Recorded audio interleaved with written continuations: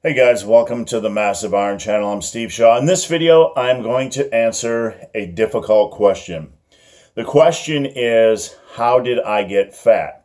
Many people have seen my transformation picture on the internet, on Instagram, Facebook, but I was asked to do a video on why I got fat in the first place. So I'm going to cover that subject in this video. It's going to be some adult topics. It's going to be some stuff I've never shared before. There's going to be talk about binge eating. There's going to be talk about depression. There's going to be talk about relationships. So this is going to be some pretty intense stuff, but I'm going to tell you why I got fat. Before I do so, guys, if you have any questions or comments, check out the link below. Come on over, submit your questions. The best questions I turn into videos just like this. All right. So how did the big, hairy, ugly dude get fat? Right now, I am just a little backstory for those of you guys that don't know my story. And if you don't follow me on Instagram, head over to @BenTheBarman. All right, so I lost 100 pounds. When I started this channel 5 years ago, I was over 300 pounds. I was between 308 and 318 pounds. And this might be a long video, so hang tough. I started this YouTube channel almost 5 years ago. And before my last powerlifting meet, which was, almost 4.5 years ago, I ballooned up to 346 pounds. My eating was out of control. And it was at that time, where those of you that were following me realized that I got divorced, moved from Wisconsin, and went and pursued a career. And I lost 100 pounds. I got control of my eating, and you can find my story on Tiger Fitness or just Google Obese the Beast Steve Shaw. Anyway, I lost 100 pounds, made one of the most dramatic body transformations that many people have ever seen, but I've never discussed why I got fat in the first place. So that is a complicated subject, but I will give you the basics of it. It's going to be hard for some people to understand. Some people are going to tell me that I should have done this, I should have done that. And hindsight is always 20/20. But here's the bottom line. When I was young, I had a very violent alcoholic father. He didn't physically hit me, but he was very violent. He was a big, strong man. He had served 2 tours in Vietnam. He came back. He was a very bad alcoholic. He would just destroy the house, destroy possessions. I used to see him get in bar fights and get in all kinds of trouble. When I was 8 years old, my father came over with a shotgun, and he was drunk, and he wanted me to kill him. He handed me the shotgun, and he asked me to kill him. He just screamed bloody murder, and the cops showed up and all that kinds of stuff. And it was like 75. So they just took him to jail for the night and didn't do anything.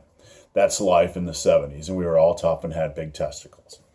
So any case, I grew up in a really messed up household. And as I grew older, I did not want to do that to my kids. So I knew when I got married, I wasn't going to just forsake my kids and leave my kids. And that was my attitude. So I got married in 1977. I got married to a wonderful woman. She was very stable, had the same job forever, had her own house. And we got married, had 2 kids, and I was married for 16, 17 years. But here's where things unraveled. And so, you can plan for things in life, but there's some things you can't plan for. And this is difficult for you guys to understand, but I picked up depression and anxiety during that time. My ex had a condition. I speculate she had a condition that she was asexual. 1%, let me explain what asexualism is. 1% of the population, it is speculated, is born asexual. They are born without a sex drive. So during my marriage, I was virtually ignored. And I'm not going to go into the details because that's just personal stuff. But for 17 years, I was in a relationship that had virtually no affection, no attention. She was a good person. We got along. We worked together. We were a good team. We had two wonderful daughters that I love dearly. And we had a good household, a good family unit.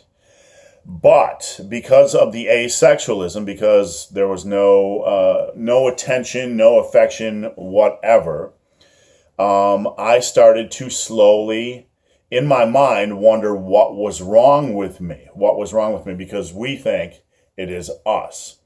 Now, a lot of people don't understand asexualism. They'll say, "Why do you stay with this person if you're, if there was no attention, no affection?" Well, again, I grew up in an environment where I said I would never leave my kids. I said I would never leave my kids like my father. Also, you believe when you're knee deep in a relationship for that long, you want to find a way to work. So you keep pushing and pushing to find a way to work and find a way to make it better. You just don't want to be a pussy and just leave to something you're committed to, especially if you have kids. You want to see it through until you realize it's not salvageable. So long story short, over the course of 17 years, I started to believe that everything was wrong with me, that it was me, that something was broken with me. So I picked up depression. I started to eat a lot at night because I had no attention. When everybody was in bed, I would sit down and eat. And even though I was very physically active and physically fit my entire life, I started to binge eat. I started to binge eat to fill a void in my life. And the weight slowly creeped up. I remember hitting 250s and then the 270s, and then, my goodness, I hovered around the 290s for a while. And then before you know it, I was in the 300s. And I hovered probably between 270 to 300 for the most, 308 for the most of our marriage. At the last year of our marriage, before I decided that I needed to go take care of myself, I got up to 346. This was a bad state for me to be in. I could barely even wipe my own ass. I couldn't walk to the mailbox without getting winded. And there was an event that happened to me in a Pizza Hut where I could not get up. Every muscle in my body was Charlie horsing at the same time. So if I'd move, I'd get cramps here and here and here and here and here. And I went to the movie theater with my kids. I could not even get out of the seat because everything was cramping.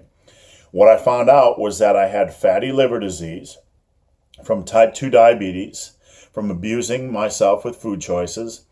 And there was so much fat around my liver that I couldn't get minerals. Minerals weren't processing into my liver properly, and my muscles were cramping. Now, I realized something during that week, that the heart is a muscle. The heart was not getting minerals, and it was only a matter of time before my heart would seize up and I would have a heart attack. So it was at that moment where I knew that I needed to start taking care of myself. I asked to get out of the marriage. I started taking care of myself physically, and that was the beginning of my body transformation. So yes, that's my whole entire story. I picked up depression, I picked up binge eating, I picked up anxiety, and a lot of the young guys out there, I'm sure I'll get comments in the comments section below because the young guys don't understand life, and they don't understand that we all face battles over the course of our life, and they'll wake up one day 40 or 50 years old and have had their battles of their own. I'll also have people who will try to rewind history and tell me how I should have lived. The truth of the matter is that we all try to make the best decisions we can at the time. And even though we are strong individuals, we can't predict certain things in life that will happen.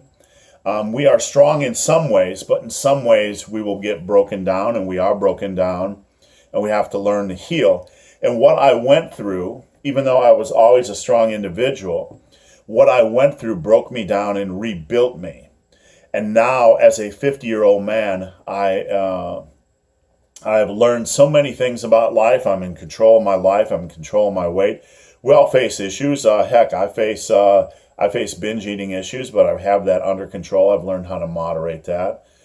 But I live a wonderful life now. I'm with a wonderful woman, and I know how to pick a partner that is good for me. And I live not just a physically healthy life, but a mentally healthy life, which is equally important to me. And because of what I've learned, I'm able to help other people and counsel other people in life with how to make the best decisions to take care of themselves.